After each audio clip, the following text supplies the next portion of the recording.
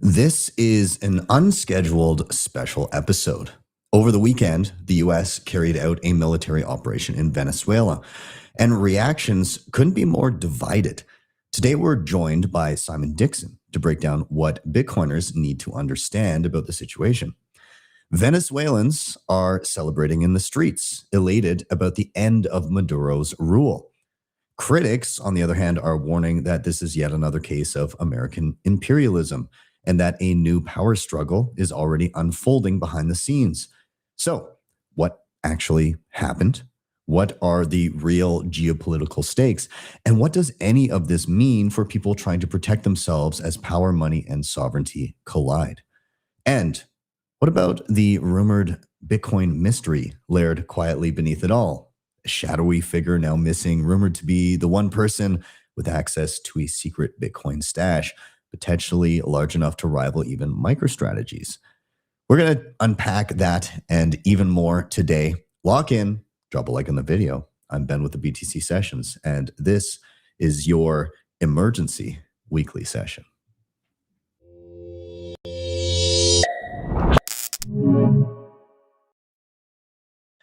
All right, so I want to welcome to the stage my co-host, Mr. Nathan Fitzsimmons, and our special guest, Mr. Simon Dixon. Gentlemen, great to see you. How are you doing? Very well, thank you, Simon. How are you doing today? I'm good, thank you. Yeah, I mean, I was just visiting some family, and I guess we start 2026 with our first regime change. Yep, apparently. Yeah, this is interesting. The thing that's striking to me is the contrast that I mentioned in the intro, right? I know a number of Venezuelans, a number of Venezuelan Bitcoiners, and of course, the regime under Maduro was awful, right? It was, and so there's celebration happening with this, but at the same time, it also comes off like something out of Confessions from an Economic Hitman, but replacing the briefcases for bombers. Nathan, you were saying before the show, I've seen this movie before. So, I mean, I guess maybe the place to start off is, Simon, can you maybe give us just a straight rundown of what we actually know has happened and what kind of led up to this moment? Yeah, sure. Why don't I do that? So last time I was on the show, we were talking about this concept of a proof of weapons network. And underneath this proof of weapons network, which backs up the world reserve currency, currently the dollar, you have these different complexes. Originally, most of its might came from a military industrial complex, which was might is right in order to take resources, in order to prop up the dollar and everything that creates the demand for the dollar. As the military became public and subordinate to what I call the financial industrial complex, you had a very complex operation that was set up where you have the dollar created by private commercial banks. You have a central bank that essentially regulates the cost of money, props up the system in distress, privatizes the gains and socializes the losses for its shareholders. And of course, the shareholders of the Federal Reserve are the same creators of the dollar. And so through this mechanism, you have the ability to create a debt-based Ponzi scheme where there's not enough dollars in order to pay off all the debt. So you have to roll over the debt. Now, one way of doing that is to swap debt for equity. And so you have the investment banks that basically take these resources and they securitize, financialize, and more recently tokenize them so that they can be traded the maximum value can be extracted from them. In order to feed technology into that, you have this private-public partnership like Silicon Valley, venture capital, private equity, Pentagon budgets, DARPA funds, which seeds all these technologies, which are normally used for killing people, and then deployed and privatized, where you get the end result is an iPhone that has some GPS and many of the resources that were extracted from foreign countries, run by energy, which requires oil and liquefied natural gas and various other things. And through this mechanism, if you can control as many of those routes, which controls sea routes, if you can control financial routes, if you can control currency, if you can control central bank, then you get to control the resources. So this is the financial industrial complex. And what we were all finally talking about, then I'll get straight to Venezuela, is this concept of a technical industrial complex, which is a rising power that came from the financial industrial complex, but where algorithm can potentially become more important than capital flows. And so therefore, by controlling data centers, which require energy, that require commodities, rare earth minerals, semiconductor chips, then you can build software on top of it, which can actually process information and create this artificial intelligence, social credit scores. And that can be integrated into both financial weapons like stable coins and real world assets, and military through cybersecurity, artificial intelligence warfare, drones. And this technology gets deployed around the world and beta tested in these war zones. And then again, just like eventually you end up with an iPhone that comes home after the technology has killed people, and then it comes back home, and that's what we're having with the technical industrial complex. So once you understand that, that's the whole flow of what props up the dollar. Now, interestingly, the dollar was propped up by dollar dominance. And so we've had America as a global hegemon ever since, this transition from the British Empire via World War I, World War II, and then the Bretton Woods Order, IMF, World Bank. And that gets into these Confessions of an Economic Hitman, which was a book by John Perkins. And he's hiding out in the Amazon rainforest trying to cleanse his soul right now, after the operations that he had to commit for the IMF in order to regime change, in order to destroy economies, in order to extract resources, in order to install central banks, and in order to enforce the world onto this dollar standard. And what you're witnessing right now is a typical play-by-play operation, which is that you financially weaken a country that has the resources that you want. You then put extreme sanctions that put it in an environment where you can create severe economic distress for the people. Once you have severe economic stress, you weaponize the media in order to make everything a narrative that changes the native population and also the people that fled the country and become immigrants, for example, the diaspora, the Venezuelan diaspora. You also have covert operations, which allow for the illegal, things that prop up many of these covert operations, which is drug trafficking, weapons trafficking, human trafficking, sex trafficking. Now, those are propped up by the deep state intelligence agencies. That's how they get their black op funding to do the illegal things off balance sheet so that they can then do those operations and bring the resources back for American corporate interest to prop up the stock market, create more GDP, require debt-based loans via the IMF, and then you can lend that money back to the US government. The more you can sell these bonds, the more you can recycle into stocks, and eventually you can invade countries, steal hard money like gold and silver. This was the British Empire model that was put into a neo-colonial model by the American Empire. So now let's get to Venezuela, and then we can have an interesting conversation about what just happened. If you look at the history of Venezuela, so firstly, the biggest thing that South America and Central America and Latin America really did wrong is they were sadly neighbors of the Proof of Weapons Network, which was hosted in North America. And so the United States of America and the dollar, created this whole concept of a banana republic, where essentially intelligence agencies, which most people are fed a narrative that they work for national security, but they actually work for corporate interests of corporate America. And so what they do is they do these covert operations, they extract the resources, and they funnel the money back that props up the petrodollar and various other things. Now, Venezuela, there's a couple of really important components. One is a central bank that is connected to the Bank for International Settlements, which is an agreement to turn your economy into a debt-based Ponzi scheme for the banks. And so by using this system of IMF and Bank for International Settlements, you agree to basically turning your currency into debt.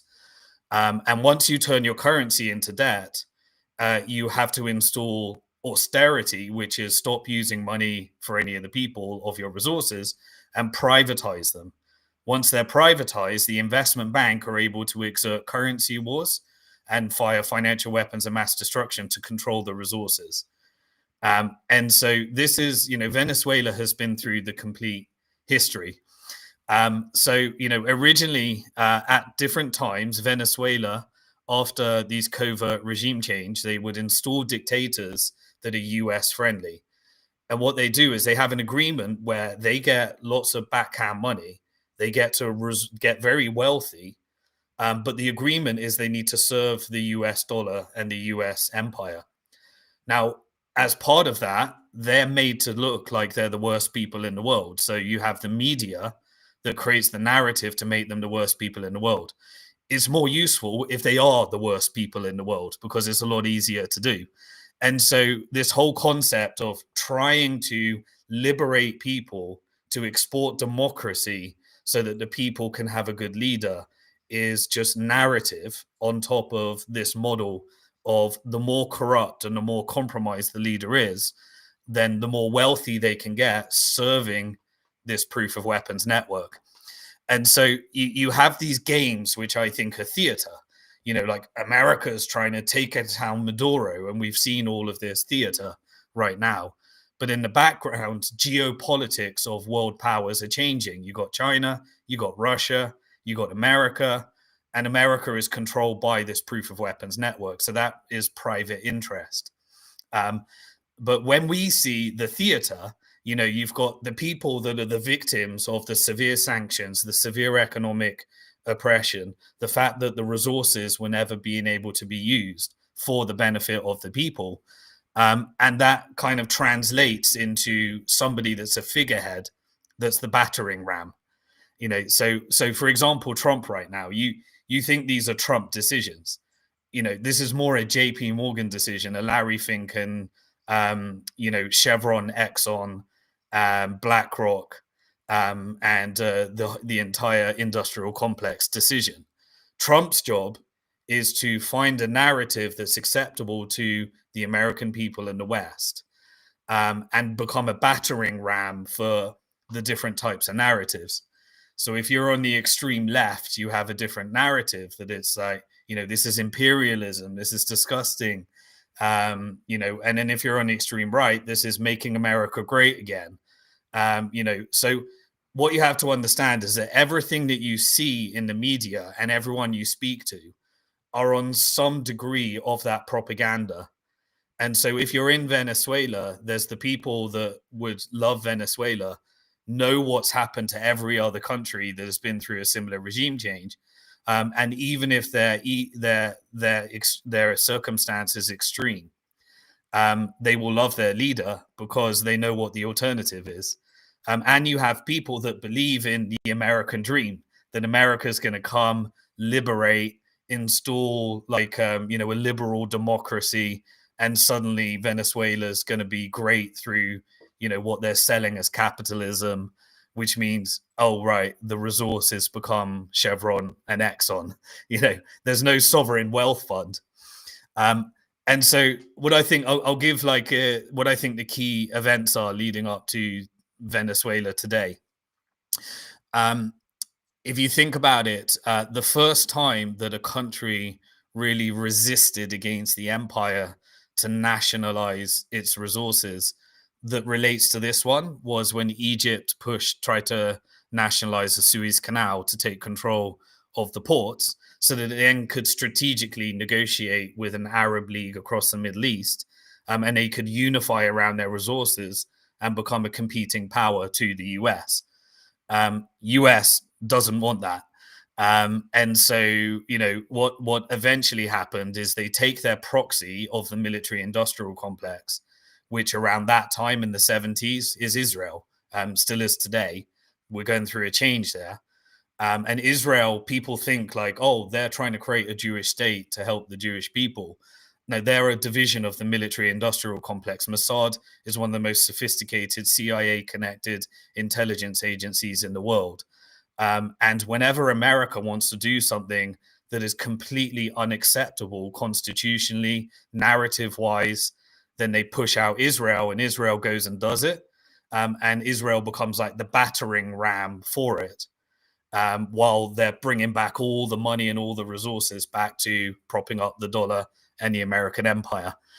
So Israel was declared to go to war with Egypt at this time. And then there was an embargo by somebody else that was negotiating over their oil, which is Saudi Arabia.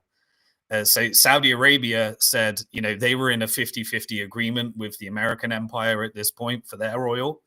But they were actually they were trying to take back their oil and use it for their people, which is why today you have like the best healthcare, you have no tax for the Saudi people, because essentially everyone gets to keep their money because the state is propped up rather than tax. It's by the oil resources.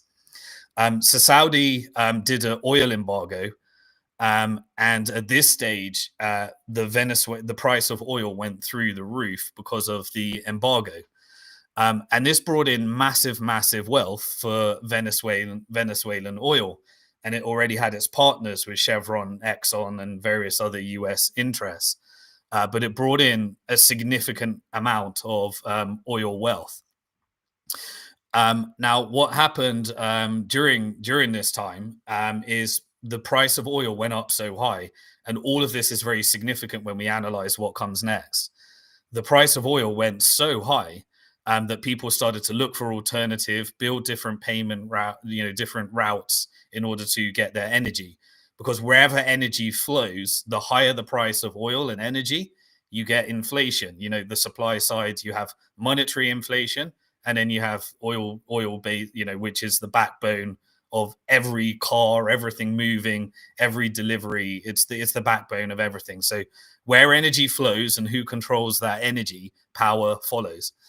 And so, lots of people started to hedge. You had alternative forms of energy, different routes put together. And basically, this then flooded the market. You also had a covert regime change in Saudi Arabia. King Faisal was assassinated.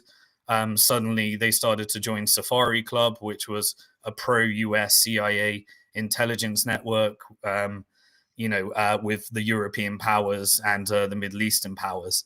So you had that regime change, and suddenly you had a more, petrodollar negotiated. At the time, remember, America was in war with Vietnam at this time. It was breaking off. It was defaulting on its obligations with oil. France had turned up with a naval ship saying, "Give me my gold." They were defaulting on the gold. They came off the gold window. And so all of this leads up to where the market for oil just significantly corrected. And because most of the profits were still going to Chevron and Exxon, you had like this massive economic disaster where there was no sovereign wealth. The amount of revenue, their cut of the oil that Venezuelans were able to maintain went down significantly. And you ended up with 70% of the population in extreme poverty and extreme, then when you get extreme populism. And so most people, they either go radical left, radical right. I want America to take over, bomb our country and install a liberal democracy. And then on the left, they start turning more to let's nationalize our resources. So long story short, there was leadership that was changed. The leadership decided that it wanted to take on and nationalize its oil. And that became a problem for the American empire and the petrodollar. And so ever since then, you've had massive, massive sanctions, which made the situation worse and worse and worse. But in those sanctions, what was agreed in the end was kind of forwarding to where we are right now, after Chavez and everything else. We have Maduro in power, where the sanctioned state that Chevron and Exxon are able to, they have very hard oil, and you need additional refinement and investment in order to make it where it can be consumed across America and different places. And so Chevron and Exxon actually have control already of Venezuelan oil. The sanctioned state that the Venezuelan people or the Venezuelan government can't benefit from it. That's the current agreement. And Maduro already agreed to that. So he gets very wealthy from these corrupt deals. The sanctioned state that the Venezuelan government doesn't get to use any of the money. Chevron Exxon benefits. But at the same time, what happened in Trump administration 1, America became an exporter of oil and gas and energy independent. That changed everything. So once America no longer needed anyone else and competed with all the oil exporters, the entire map and the entire world changed. This is why we come over to the Biden administration. We have the Russia-Ukraine side of it, another factor into this. But all this to say is that Chevron and Exxon were making great revenue. Maduro was cooperating and probably enriching himself significantly. The Venezuelan people were doing worse and worse. But who was actually buying all of that oil? Well, it was China. Because China is actually building, they don't have their own energy. They're building all sorts of renewable energy. But they needed, China was providing all the revenue. Chevron and Exxon were receiving all the money. There was corruption in the middle that was skimming off the money. The Venezuelan people were getting worse and worse and worse. And at the same time, the deep state did what I consider to be an open border, closed border operation in America. And so you flood all the immigrants into America at a higher rate during the Biden administration. This creates demographic change, manufactures civil unrest, creates the type of environment you need for the Trump administration narrative. And so you had all these demographic issues, these immigration issues. Remember, crime, it was the drugs narrative is all narrative because there is cocaine that comes from Venezuela, but fentanyl is mainly via Mexico and via those networks. And those networks are CIA sponsored. They're meant to happen. This is, they're never coming after the drugs. The drugs is a source of revenue for the deep state by having partnerships with these drug cartels. And so you have all of this perfect narrative. You have immigration, you have they're flooding the borders. Well, if you want to close the borders, just close the borders. That's what Trump did. If you want to deploy Palantir and have a surveillance state, you can have Palantir in a surveillance state. So that kind of brings us to where we are right now. China's providing the revenue. America needs GDP, so they want the stock market. They're running the economy hot. Basically, the Trump administration is rolling over the debt, trying to sell as many bonds as possible, roll over the debt, roll over the debt, roll over the debt, is strategically weakening the dollar, creating an inflationary environment, and that inflation is going to go in two places. All the money's going back to the US stock market. And so Trump needs the stock market to keep going up. You can't have a correction in the stock market. You need war, you need oil, you need anything that increases the revenue of the stock market and the earnings per share. That share price has to go up so it can keep selling bonds, roll over the debt, roll over the debt. And in the sacrifice to that is you get inflation. So asset prices, which are concentrated in the hands of few, are making the rich richer and the poor poorer. But what is the best way to combat inflation? There's only 3 ways to combat inflation in a fiscal dominance environment where you're printing money like crazy, selling as many bonds as crazy, and pumping everything into the stock market. Well, firstly, you're going to get asset price inflation. You're going to get a weakening of the dollar. And the only 3 ways to combat inflation is to tax more, because taxing more takes money out of the system. So you had the tariff policy, which was a $400 billion tax revenue at small business, those small businesses go bust and they get consolidated into the proof of weapons network. So you've had record M&A by investment banks. But when you tax, they don't use that revenue. When you're printing money, that's what's paying for everything. You don't need that money to fund the government. It takes money out of the economy and into the Federal Reserve account, which is disinflationary. So that's one way of doing it. The other way of doing it is to invest in a disinflationary technology, which is AI and robotics. That has a side effect. It takes everyone's job. It's very, very productive and very, very efficient, but you're going to get really employment issues at that stage.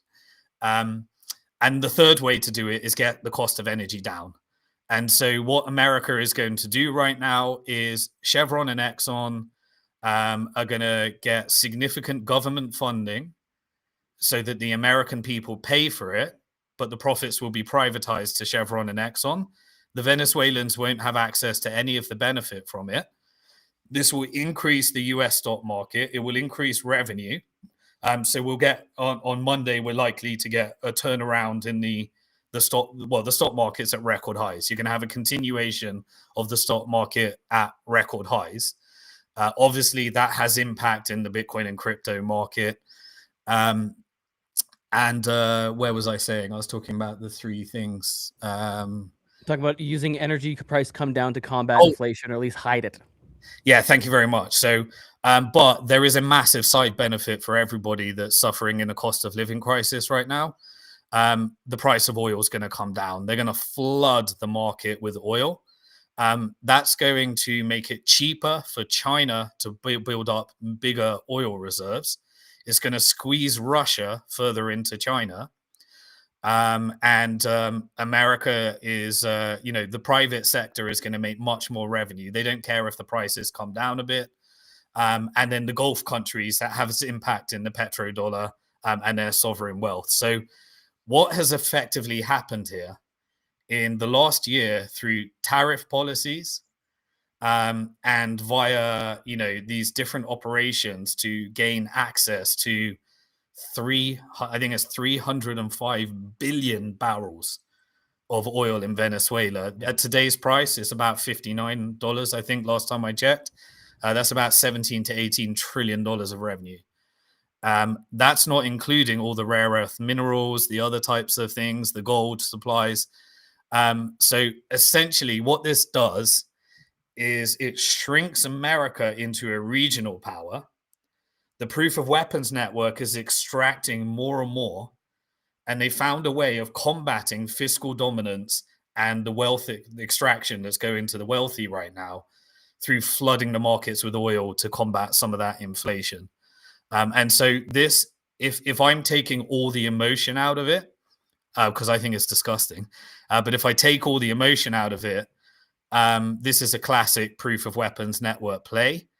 And what you have to understand is this financial industrial complex, this isn't, in my perspective, this isn't something that is, all right, is China going to start World War III? Is Iran was selling drones, Russia was selling weapons, China was buying oil. That's right on America's border. This is the Western Hemisphere. This region will be dominated by the US proof of weapons network. The rest of the world is being freed and liberated from the dollar and the petrodollar. So the currency is being shrunk into a regional currency. We're getting all of these geopolitical changes, and then that kind of, I guess I pulled everything together into one. Let's take some of the questions. All I want to say is I'll leave you with one thought. Yep. Russia would have agreed. From my perspective, how I see the world, Russia would have agreed, China would have agreed, US would have agreed, Maduro would have agreed. We're getting a theater right now. He'll be incredibly wealthy. He'll probably have a fake, trial or something like that. But there'll be a settlement. He's already negotiated his exit strategy. And America gets the narrative that while America is being shrunk into a regional power, they look strong.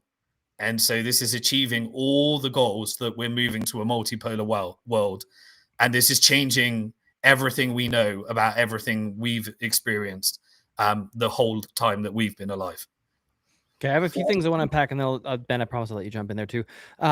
One thing that stood out to me is, one, how is it that Russia benefits in this situation? Because I see how China does, right? They're going to get lower energy costs for the input, but Russia being a net exporter, wouldn't this actually hurt Russia?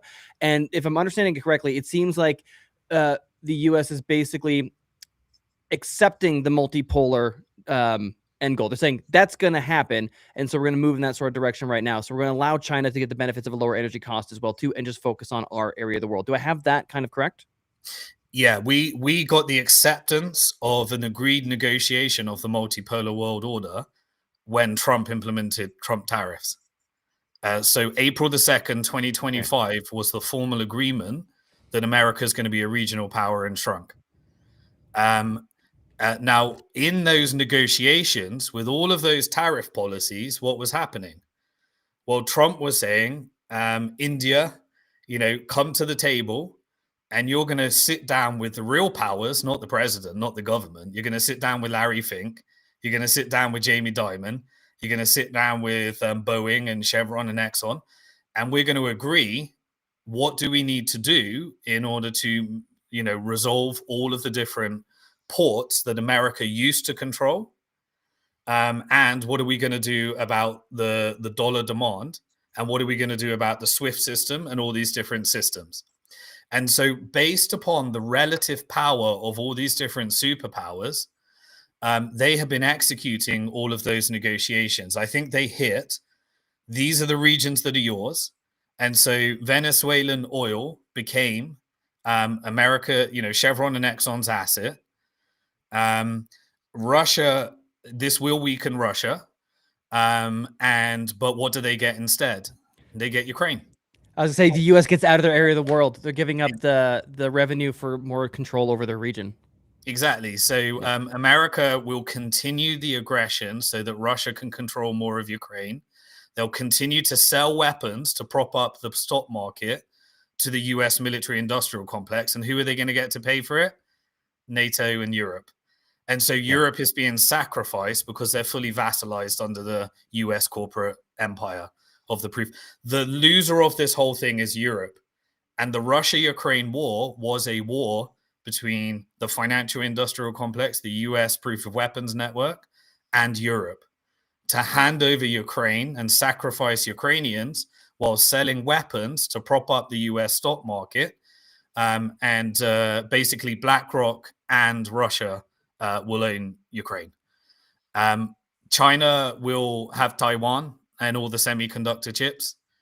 And they will continue to sell, as these agreements will sell as many weapons, in order to have military industrial complex cells.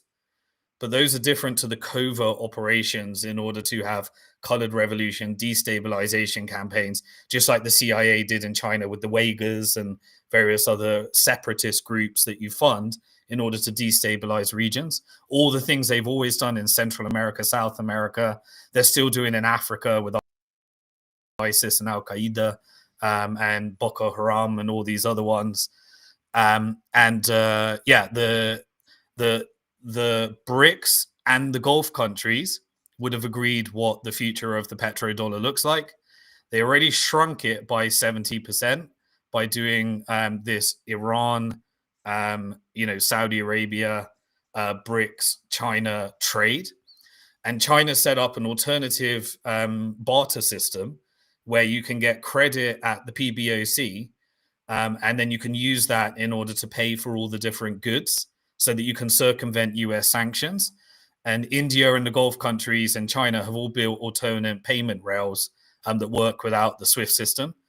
And we're getting significant investment in the crypto industry across the Gulf countries and various other things. So what does Russia get? They get Ukraine. Yeah, that makes perfect sense. Ben, get in there. Yeah. Simon, I'm wondering if you can kind of help me understand in and around this idea of the U.S. becoming more of a regional power in a multipolar world. I mean, it's been how long that they've had this exorbitant privilege of the world reserve currency, and with the gradual dissolution of that, Are the tactics that you're talking about enough to maintain that degree of privilege or some degree of privilege? And do you see the Genius Act and some of the stablecoin leaning as another tactic to help kick the can down the road as well? Yeah. So I don't believe that the US wants dollar dominance. I think that the US financial industrial complex that controls America is negotiating with the Gulf countries and is preparing for the next move in the world. And they're preparing two moves. One move is the multipolar world that is apparent. If you look at what did Trump do to the dollar, well, it corrected by approximately 11% relative to shitcoins like the euro, the Japanese yen, the Swiss franc, and various others. So if you look at DXY, that was strategically weakened. When Trump says things like, I'm taking on the deep state, you're saying when you close USAID, when you close the National Endowment of Democracy, that's what propped up the Middle East through funding terrorist groups in order to destabilize countries so you could force them to buy back the dollars and the IMF loans. So you're now deconstructing what propped up the dollar. And so when in this environment, you can't say to the American people, we're sacrificing world reserve currency, which is what he would say if he was honest. What he has to say is we're making America great again. The economy is the best that it's ever been, which means the stock market, not, which is massive wealth inequality just because of the distribution of wealth that benefits from it. And at the same time, you can have a few narratives that make it look like you're going to go for dollar dominance. One of those is stable coins. So if you look at three essential nodes in the proof of weapons network, you've got Elon Musk, which I believe is the social credit score part of the equation. You've got David Sachs, which is the AI cryptocurrency stablecoin part of the equation. And then you got Peter Thiel, which is the artificial intelligence warfare and control grids and pre-crime surveillance state part of the equation. These are all the PayPal mafia, and they've been installed around the Trump administration. Then you also had Steve Witkoff, who is doing all the money laundering deals between the Middle East and America through stable coins and pardoning people like CZ, getting Binance its investment, various other like over the counter types of deals that have been happening. And so you combine all this together. What actually, I remember it was, when Dr. Jack gave his original podcast about on your channel about who, and started talking about, who Satoshi Nakamoto is. Once you understand that, you realize that most likely Bitcoin was a gateway drug for a central bank digital currency and stablecoin standard to get the world on digital currency, then try to custody as much Bitcoin, but the rich and wealthy get Bitcoin in self-custody as an escape valve. That's kind of where we are right now. And so everything you're seeing in crypto and Genius Act is about enhancing power for the technical industrial complex and the financial industrial complex and military industrial complex. It allows banks to use their Federal Reserve reserves to create collateral as a stable coin. It says everyone that wants to do this and offer yield has to become a bank and apply to be a bank. And at the same time, we had the Samurai Wallet case where it kind of allowed come after self-custody in a public show. And it had the pardoning of everyone that was involved in the crypto lobby that was able to pay their shitcoin money in order to compromise Trump. The Trump family has tripled, I reckon, quadrupled, and in terms of future, really massively increased his net worth. And the Genius Act is let's make America crypto capital. What that means is let's build an Orwellian 1984 surveillance state nightmare version of the dollar where it is stable coins, i.e. privatized interest, and Europe and everyone else will have a central bank digital currency so that we can extract all of the resources from Europe and the neighbors, and we'll call them crazy communists and socialists and crazy radical left and all that stuff. we'll look like the capitalist ones, while the meantime we're extracting all of the resources via these stable coins. We get to, funnel off all of the interest on the debt. We get to buy some Bitcoin with it. Meantime, what are we doing with our Bitcoin strategic reserve? Oh, right, we're stealing it. Yep. And so all of the Bitcoin strategic reserves have just been theft so far.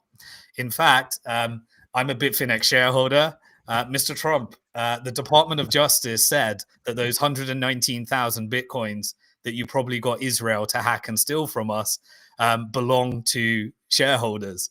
Now they're on your balance sheet as a Bitcoin strategic reserve. I'm not sure that was the essence of it, but so no, I don't think stable coins are about propping up the dollar. I think it's a technical industrial complex, because they know who is the biggest enemy of the empire in the closing debt moment, the asset stripping moment, is the people. So if we get a revolution, if we get tax boycotts, if we get mortgage and rent boycotts, then we get our Orwellian 1984 nightmare, and we deploy our control grid technology that we beta tested all around the world in all these war zones. We bring it home. Nathan, I think this is, given we just chatted briefly on Bitcoin reserves and stealing them, there was an interesting, Simon, I don't know if you saw this, there's an interesting article at a Zero Hedge, and the title was "The $60 billion question: Is Venezuela secretly a Bitcoin superpower?" Basically, what they're positing is that that over the last number of years, including in and around 2018, that they were exporting a lot of the oil and gold and actually having somebody convert them via OTC brokers to Bitcoin, or at least partially. And so given the kind of time frame there to now, they said that they could be looking at a strategic Bitcoin reserve from Venezuela that could be rivaling something like MicroStrategy. Again, that's assuming all of those things were converted, but they could still be sitting on a stack. First of all, have you seen the article? Second of all, if so, do you have any thoughts there? But do you think that the U.S. is taking a peek at trying to add to its reserve this way if they should come across those keys? I haven't read the article. It makes total sense to me that would be the case. From my intel, like, I invested in companies that were providing different types of Bitcoin services, and the people that I know in Venezuela, there was a tightly controlled Bitcoin mining angle to what was happening in Venezuela. Some people, if they were able to, make the right type of corrupt deals, they were able to continue Bitcoin mining. But I would be very surprised if Venezuela wasn't engaging in large scale Bitcoin mining. And they would definitely have had some kind of, over the counter operation, just like in the Financial Times. You notice these things come in cycles.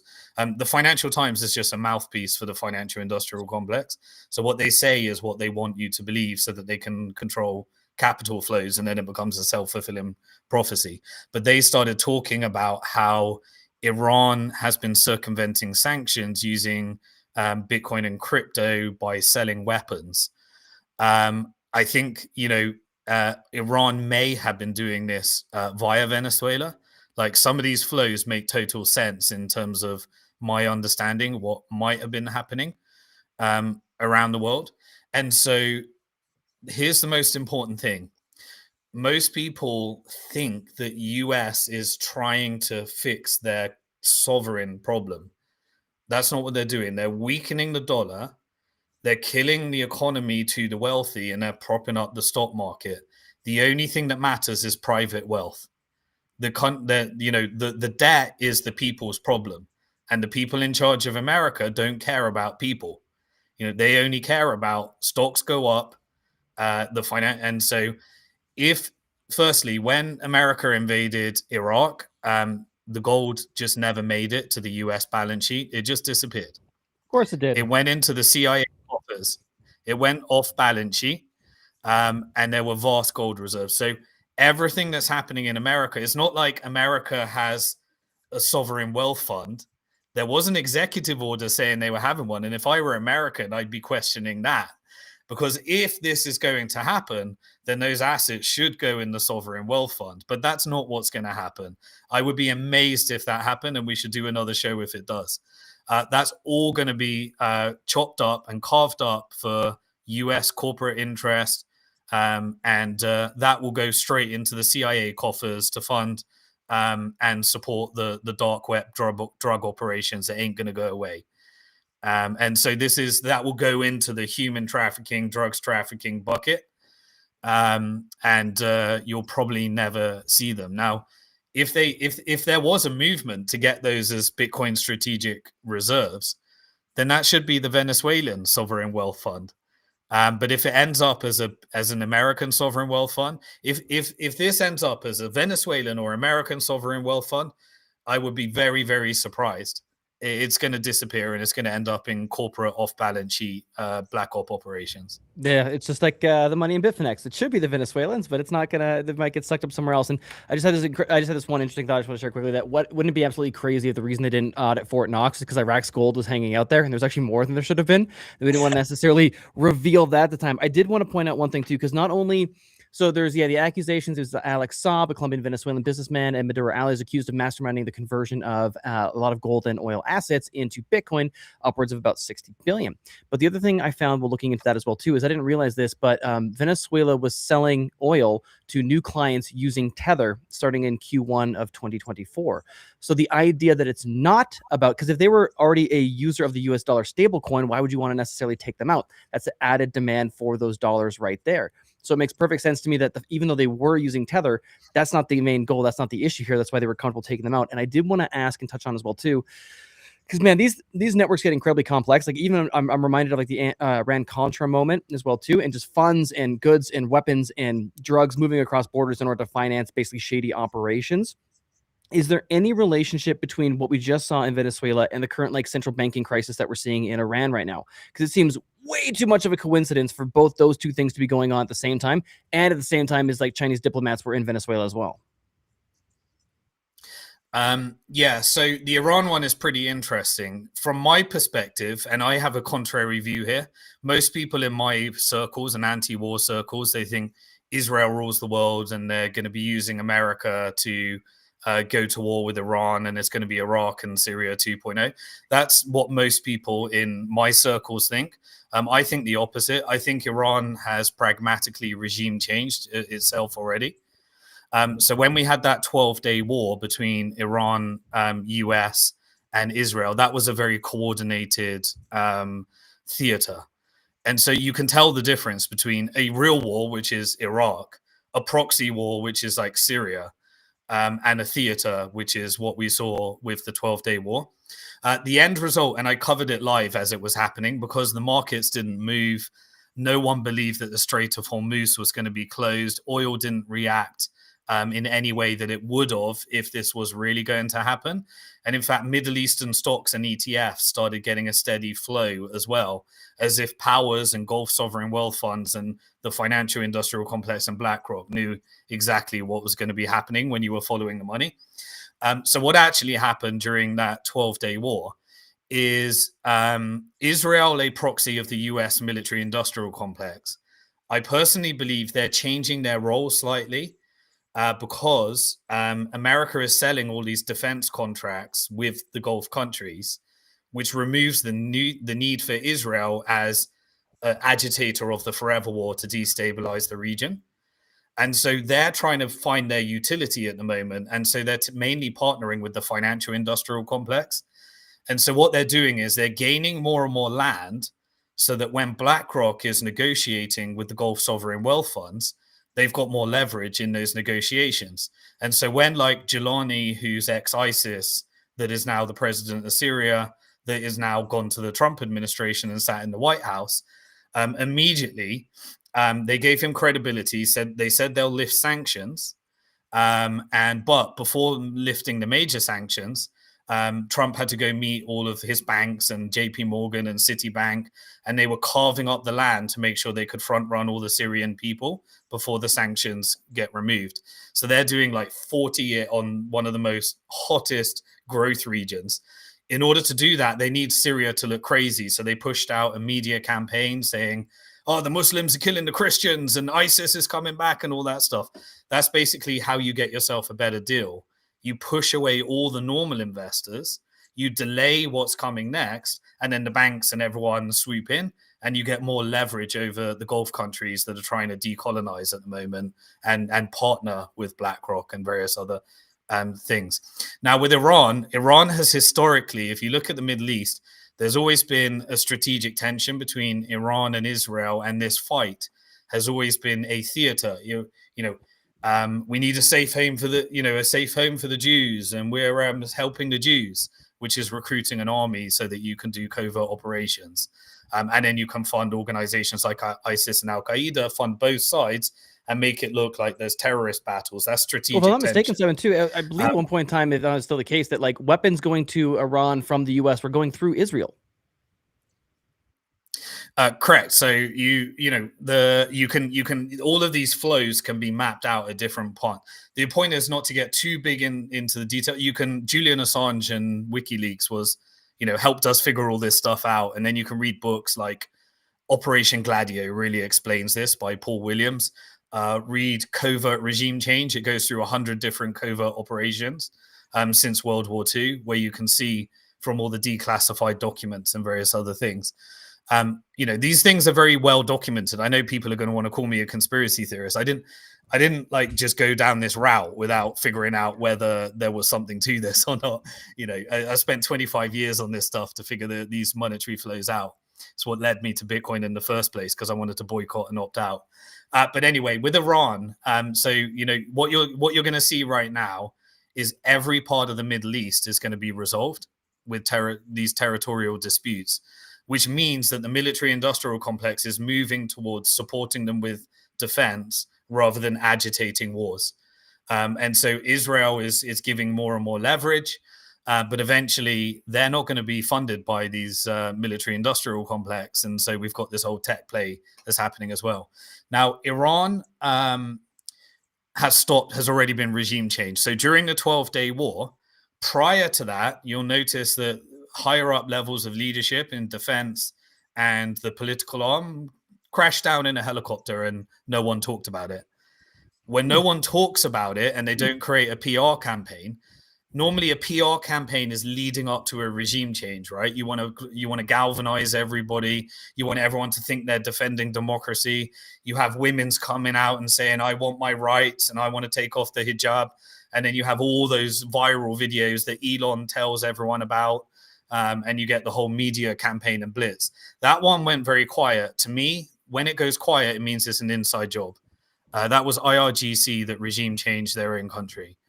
Now, they also, various other hardliners were taken out by strategic precision strikes. Israel does not do strategic precision strikes unless they want to, which means that Iran probably signed off on who was going to be struck. At the same time, Iran came and, decimated parts of Israel in terms of Mossad ops and various other things. That would not be an acceptable thing if the military-industrial complex didn't want that to happen. You do not. And so you had these coordinated fire rockets and then the weakening of the Iron Dome and then Israel draining its economy. The port started to go bankrupt. UAE started acquiring strategic assets. They were pushed into deals with Egypt that create strategic choke points and dependencies. And basically the stock market went up in Israel because they're vassalizing. And what did Netanyahu do? He privatized all of the resources of Israel over time. So he did the vassalization strategy. The only country that's able to buy Israeli assets is UAE. And Iran allowed Hezbollah to be decapitated through the pager operation. Remember, Iran wasn't funding Hamas. That was Qatar. Qatar is a US ally. It's got the largest US military base. And the office of Hamas is in Doha upon request of the US. You know, if you want to get money into Palestine, it goes via the Israeli banking system, or it goes via the Egyptian border, which is controlled by Israel, IMF, USAID funding. And so these are all covert operations. October the 7th was an operation. It wasn't anything like you were told it is. It was allowed to happen. And the idea was to level everything based upon agreements. And Iran, during that 12-day war, executed the regime change. America came in and had this whole theater. Trump was saying, we're going to go do the B-52. We're going to take out the nuclear program. If you remember, do you remember right when the B-2 bomber hit? There was a massive hit in the hash power of Bitcoin mining. Oh, yeah. Yeah, right at that time. Now, that did coincide with a blackout in Texas, so that might explain it. But at the same time, it kind of coordinated with movements of a nuclear program to different locations around Bitcoin mining. We'll never know the full truth. But I think it's an interesting thing that happened there. So America got the narrative. They got to say, we took out Iran's nuclear program. Israel got to say, we have constrained we've taken out the head of the snake. And Iran got to say, we showed Israel that we've got hypersonics. We can beat the Iron Dome. And everyone got the narrative that they were needed to say, we won.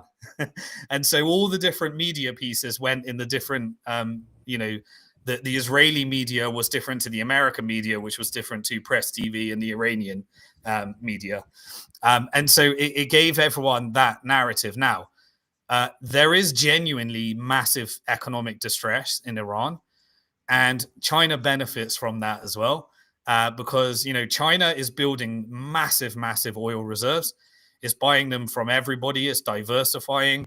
But also that allows these alternative payment routes that have been set up. But Iran is under severe economic distress. Now, interestingly, I actually think that these protests were a bottom-up movement. Most people think it was like a coordinated color revolution for regime change.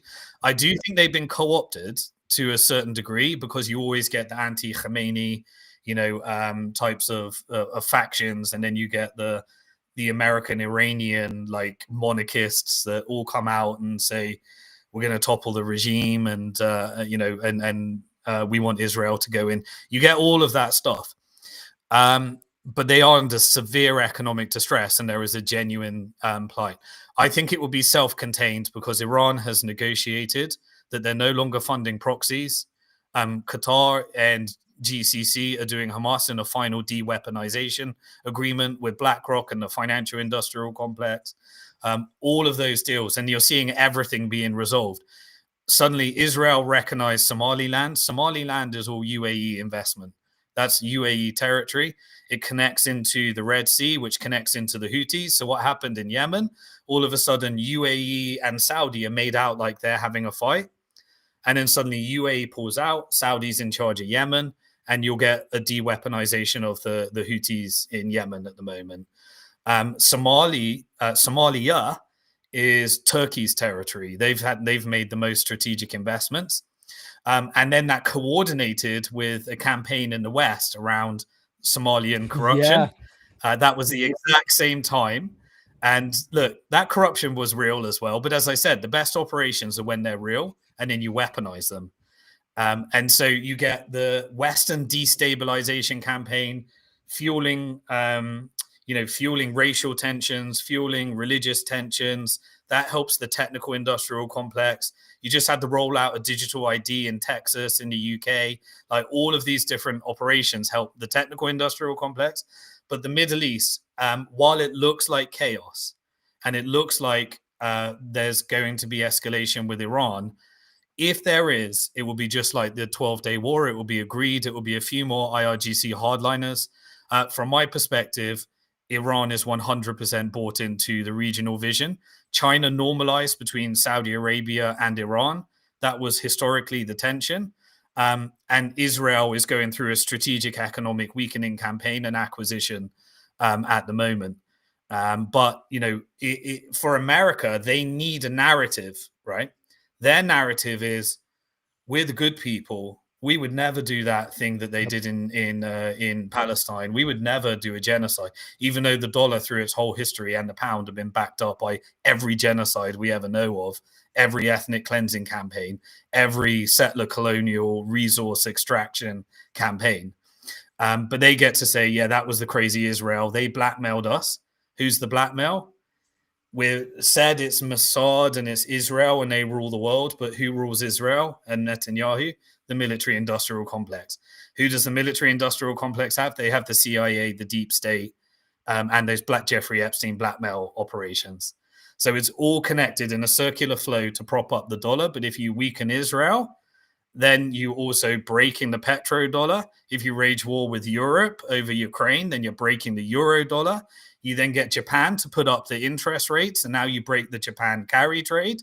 And then you engineer a weakening of the dollar through tariff policies by manufacturing agents of chaos. And what do people do with their treasuries? They sell their treasuries and they buy gold and then they buy silver. So this is I see it as a very positive managed decline to shrink America into a regional power with the narrative that's needed in order to say we're making America great again.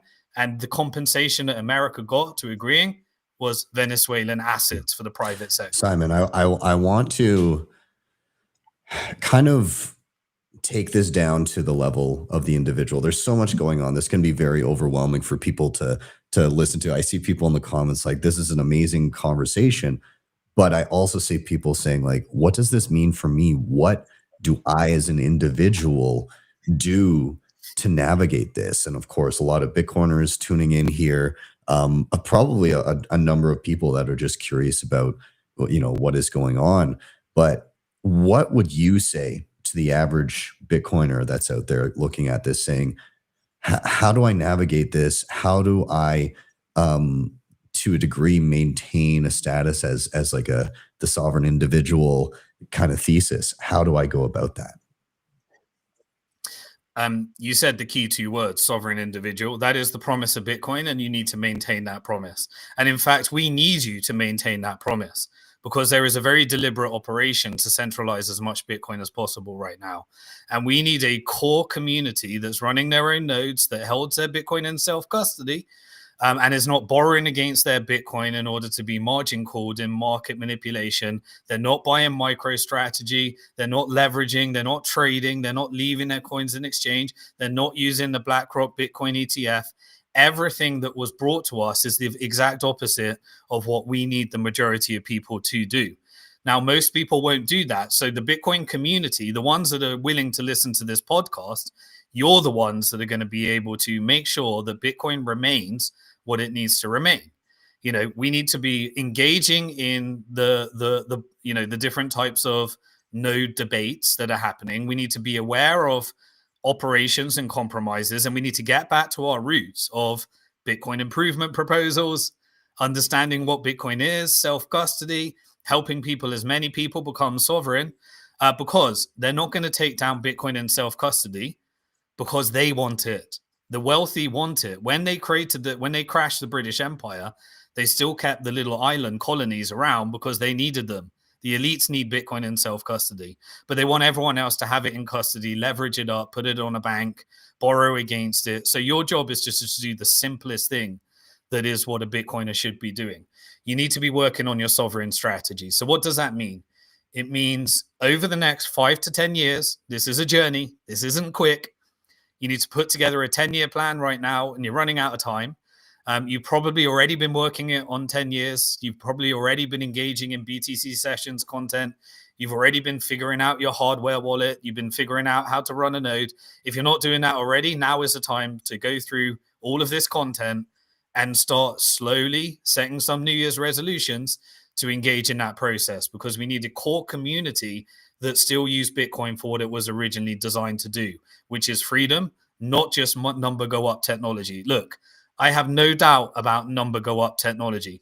BlackRock doesn't try and centralize an asset and make it the number one revenue stream without wanting to make a shit ton of money out of it. You don't switch to a multipolar world order and not have the only digital scarce asset that doesn't become a negotiating chip in these power struggles and power games. You don't kill strategy. You utilize strategy, you co-op strategy, you laden it with debt, you get as much Bitcoin in there as possible, you sell as much shares as possible so that it needs to raise as much money from the financial industrial complex so that whenever you want to crash the price of Bitcoin short term, or you want to do any of that, you've got your derivatives complex and you've got strategy as the perfect centralizing mechanism. You've got 21 capital that will get you to borrow against your Bitcoin, roll up, strike, put it in custody, work with Tether and Howard Lutnick. If you don't know that Tether and Howard Lutnick are extremely important geopolitically strategic assets to the financial industrial complex, you have to treat them like that already. They are co-opted. They will be co-opted. They are part of the system. This is what Bitcoin is resisting against. Tether is creating the largest private mining operation of Bitcoin around the world in these strategic locations. They got 8,888 Bitcoin from the US debt in the last quarter. They are getting as much Bitcoin centralized into that honeypot as possible. Strategy's doing the same. BlackRock's doing the same. Howard Lutnick is going around via his son in Cantor Fitzgerald and the Trump administration via his sons and Steve Witkoff via his sons. They're all creating these, they're cashing it in as much as possible in Bitcoin while asset stripping into this change of empire. So what do you need to do? You need to own more Bitcoin every day, every week, every month. You need to buy into weakness. You need to have a longer term plan. They want to make you borrow against your Bitcoin. They control the short-term price already. The long-term price is not under their control. So self-custody, understanding that we need to fight the network. There will be a fight at some time by running nodes. Spending local, not investing in treasury companies. Not engaging, opt out, boycott. Bitcoin was a boycott against the financial industrial complex. They couldn't beat us, so they're trying to co-opt Bitcoin as much as they can. Now, we know it's proof of work. We know it's nodes. We know it's miners. We know it's, self-custody. We know that there's different components. We know that there's developers. They will attack on every front. We need to be vigilant of all the attack vectors. We need to engage in, why is suddenly a core developer that's meant to be a cypherpunk setting up a Bitcoin treasury company and talking about stable coins, and at the same time resisting different competing implementations of nodes? Why is that happening? This is the open source boardroom that we have at Bitcoin. So what do you need to do? You need to figure out where you want to live in the world. That the closer you are to America, the worse it gets. That's the reality in the multipolar world order. America is 100% co-opted and controlled by the financial, military, and technical industrial complex. They were promised the Western Hemisphere. They'll get the Western Hemisphere. They'll asset strip. But they're not America first. They're not Europe first. They're not UK first. They're not Canada first. If you think Mark Carney is Canada first, he's a Bank of England pundit that was set up in order to extract the resources for the financial industrial complex and make you think that he's some kind of leftist rainbow fairy so that America can tell their story of we're the men and you're the women. That's the rhetoric, right? Yeah, that's pretty spot on. Yep. Yeah. So you just need to be aware of it. Now, I personally believe, this is my speculation, the Middle East will be the fastest growing part of the world. You need to decide whether that's right for you, whether it's not. Asia's going to rise. It's more authoritarian. If you're okay with that, you just need to decide whether that's right for you, what right parts of that are. I think for the first time in millennia, Africa is going to be able to use its resources, and Africa will be one of the fastest growing regions in the world. It's going to get worse and worse and worse in Europe, in America, in Canada, in Australia, in the Western Hemisphere, unless you're rich. If you're rich, it's going to be the best time ever. So if you're already rich, you need to be planning, what are you going to do in an environment? Now, there is a global trend that we're all fighting together, which is on this multipolar world, they're trying to build that, World Economic Forum, one global central bank digital currency in an environment where everything rolls up into one. That's a global trend that we all fight together. How do we fight it? We are in a battle of decentralization versus centralization. I'm still on X and I should be on Nostr. We should all be realizing I'm still using a bit of ChatGPT.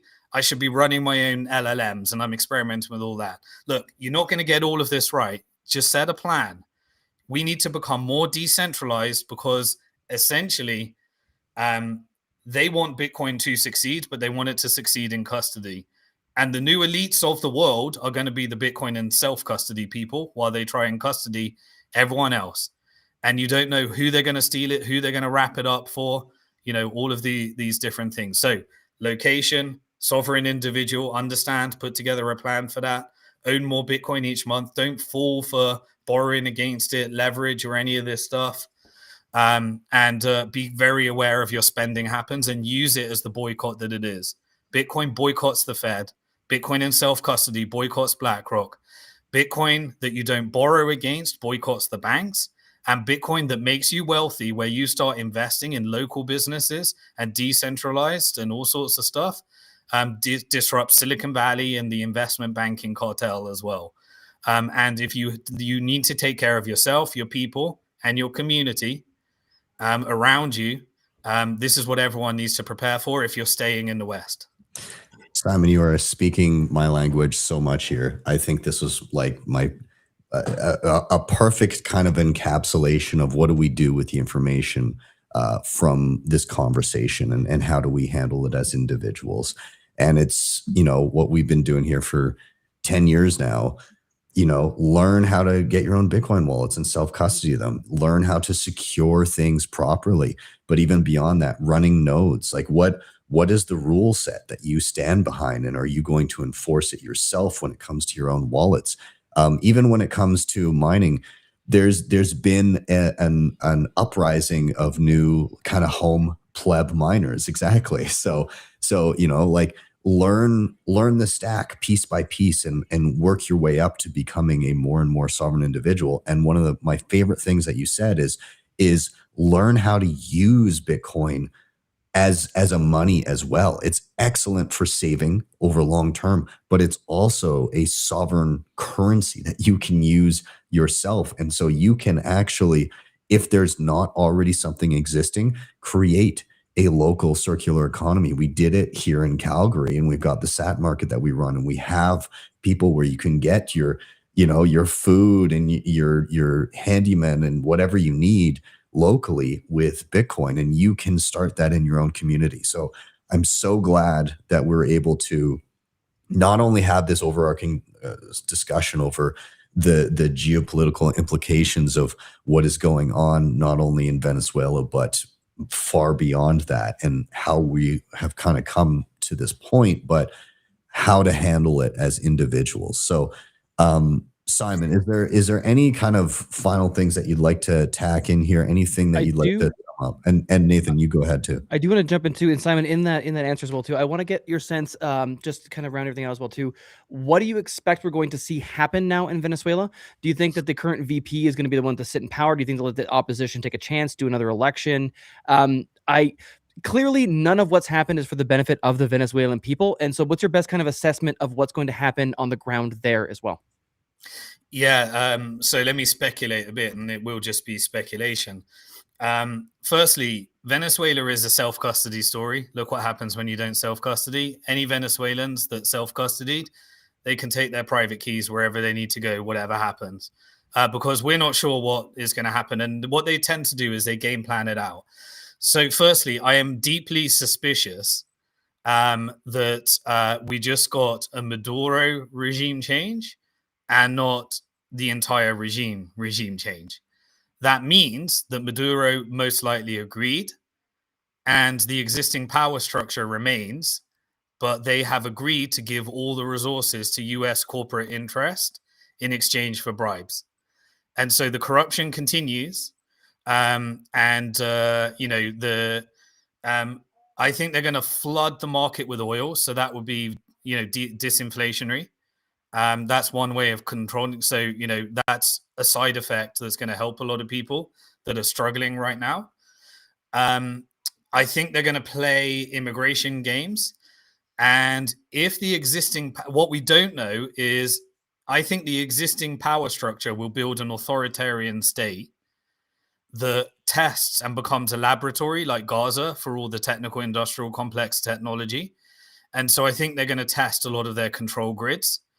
Now, if they want to escalate that into military operations, then they'll start funding militia groups. They'll create civil unrest campaigns. They'll do color revolutions. And I'm not sure whether this was compensation for the military industrial complex to make up for lost revenue in the Middle East, or whether this is going to end up a technical industrial complex surveillance grid. But I do know that all the resources are going to be American. And by American, not an American sovereign wealth fund, American corporate interest. So that means stocks will continue to go up. The debt will continue to become more and more distressed in US. I think as we get the new, Trump administration Federal Reserve, they'll get rates down, and that will push long-term rates up. That means your mortgage goes up, your cost of living in terms of all assets go up. And there may be some relief in terms of flooding the market with oil and getting oil prices down. So you just got to kind of manage that. Bitcoin, gold, fixed price assets. I think Bitcoin can be suppressed to try and fear you while gold's going up. But I have zero doubt of the long-term future of Bitcoin in terms of number go up tech. And in terms of, I'm not sure whether we're going to get, I personally don't believe this is Iraq or Syria model where they just try and manufacture chaos. I think they want organized Orwellian control grids where they can come in and receive the investment that they need to extract all of these resources. And I think they want their rates to be as low as possible, which requires, civility and not chaos, to get their insurance premiums for the rates that they need to get the investment. But they're going to, the rest of Latin and Central America, that you got a couple of models. I think we as Bitcoiners need to recognize the truth about El Salvador. El Salvador is building its Bitcoin strategic reserves. It's doing the best that it can. But to create that level of peace, you had to cooperate with the IMF and various factions of power. I'm not judging that, but that power still exists within El Salvador because the alternative is Venezuela, right? So people will choose. Do you want to do El Salvador and bow down to IMF and financial industrial complex? And maybe the Bitcoin strategic reserve story can become a story. Maybe we watch this Bitcoin sovereign wealth within Venezuela. These are all long shots. But the reality is the Western Hemisphere is controlled by the financial industrial complex. And Bukele needs to implement full submission to the technical industrial complex, including all the prison control grids for all the mass deportations, that anyone that they want to disappear from America happens. And I'm sorry, but if we're a leader, that's a better model than what's happening in Venezuela, which is you take the corruption, you siphon off all the money, and you engage in some kind of theater to look like the Trump administration has taken out Maduro, while all the assets are just extracted and it just becomes a nightmare. That's the choice for the whole region. Europe only really has one sovereign country, and that's Norway because of their sovereign wealth. The rest is going to be rolled up into the European Union, which means you become a vassal for this complex. The rest of the world, they're going to have genuine change. Growth doesn't disappear. Capital doesn't disappear. Capital gets redistributed. And whenever the FIC wants to manage capital outflows from America, once they've extracted all they can, they've got their partnerships with the Gulf countries and BRICS and various other nations that have all agreed to what happened. So here's my one final thing that I think is really important. From all my analysis, I'll put a lot of money in saying this is not World War III. This is a managed chaos into world powers agreeing how the world's going to be split up. And this is definitely not World War III, but they need you to believe it's World War III so that you fall for all their psyops and operations and fear campaigns and media and propaganda. Beautiful. Thank you. Ben? Wow. Yeah, I mean, there's a million more threads that I could tug on, and but I want to also be respectful of Simon's time. I feel like we're going to need a follow up at some point here, but yeah, I mean, I just want to throw in a bit of a selfish question, Simon. What do you give Alberta's chances of being a sovereign state? We've got a referendum coming up, and I'd love to exude a sovereign wealth fund to the tune of what Norway's capable of, given that we're sitting on so many resources. But I don't know. Yeah. I think Canada is fully owned and controlled by the same financial industrial complex that controls America, Israel, Europe, Australia, America. Yeah. So I think, Canada's not sovereign. If you end up building a strategic reserve, that's how you build yourself out of this. I just personally believe that nobody comes into power unless they're compromised and compliant. And Mark Carney is compromised and compliant, and all factions of power. I don't believe democracy exists. I believe all elections are rigged. I believe that, and I believe that, networks like Jeffrey Epstein taught us that these sophisticated control operations, this isn't a person. This is a complex of a century of relationships that were built. No one person can be that networked. And they created a very, very sophisticated compromised network where nobody can default because they'll be, throwing themselves in. And I think Canada fits squarely within that proof of weapons network, sadly. There are stories of countries like Singapore reverse colonizing, and it was done by taking strategic assets and putting them in sovereign wealth funds, and then using those sovereign wealth funds in order to negotiate with the financial industrial complex. If that happens, then that's how Canada gets out. But you're going to need leadership that does that, and I don't see any. Yeah, Nathan, we need to get to work on those Alberta separatists creating their Bitcoin strategic reserve and capitalizing on all the oil we're sitting on. But awesome, Nathan. Any final word for you, and then Simon, I'll give you a final word to depart with everybody. No, Simon, hugely appreciate you coming here. And just to add to that, yeah, we got the strategy now. So Alberta has to build up its resources where they get all the Bitcoiners and their Bitcoin to come collect in Alberta so that we can have the wealth that we need with the resources that we have to exit Canada and get the hell out of here. To Simon, decolonize, if you will. To decolonize. We got to decolonize Alberta. That's a great term. I'm going to use that one from now on. Simon, thank you so much for coming and joining us last minute. Super appreciated. You're just a wealth of knowledge. Where can everybody go to check out your Twitter, your YouTube, all your links? Yeah, I do all my real-time updates on X. I'm weirdly spend so much time there because I'm kind of at the semi-retired phase of my life. So I try and give as much as I can on X and, react real time to some of these things and just try and give everyone a step back, follow the money. There's a bigger picture. You can follow, there's a rainstorm coming, but you can't follow every raindrop. You got to see the bigger picture, and you got to focus your time and energy on what's going to make a difference for you. That's a big problem. But then I go live on YouTube, Simon Dixon, every week, and I do it as a discipline because I do this week in Bitcoin and tech and follow the money. I do this week in macro and follow the money, and this week in geopolitics. And I just publish it into a 3-hour marathon once a week to make sure that I'm following everything. And then in case I get taken out of any of my networks, I back it all up on simondixon.com. Amazing. Are we going to get you on Nostr soon or what? I'm on Nostr already, but I keep finding myself on X. I need someone to create Like, are you fully in Nostr? Like, are you out of X? I use both.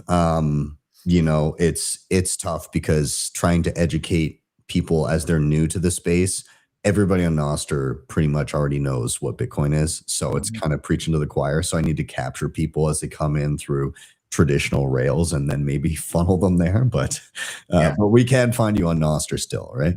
Yeah, I'm on Nostr. I just have to force myself to use it because the network effect of X has really captured me. But I know that I'm building my social credit score, and I know that I'm not going to be able to speak on X soon unless I bow down to the algorithm. So we have to be on Nostr at some point, and we need to figure that out as a community, or however we're going to do it, because we have freedom of speech, but not freedom of reach for a reason.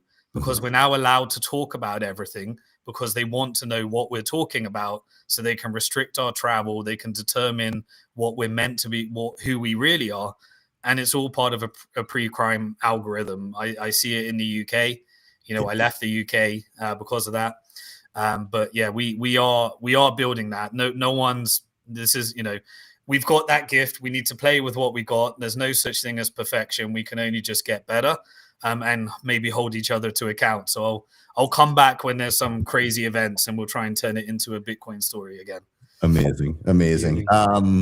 Gentlemen, I want to thank you both. And the last thing I'll wrap by saying is, for the people that have come and that are watching this, it's fantastic to be informed and learning about what's going on in the world. But take heed of Simon's kind of final guidance in and around becoming that sovereign individual. It is so important, and you're losing the point of everything if you're not able to do that. So get yourself Bitcoin, get self-custody, and then go down the rabbit hole of securing it properly, running nodes, self-mining, home mining, even diving into Nostr, all of that. So at the end of all of these episodes, I always play a little clip pointing you towards a learn page where there is step-by-step individual tutorials on every single thing that we talked about there.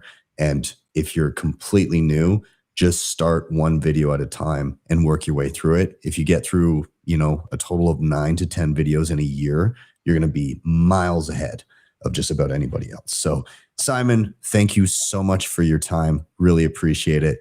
And everybody else, have a wonderful rest of your weekend. We'll see you guys soon. Bye-bye. Cheers. Hey, you. Yes, you watching the Bitcoin price movements and the latest exciting news.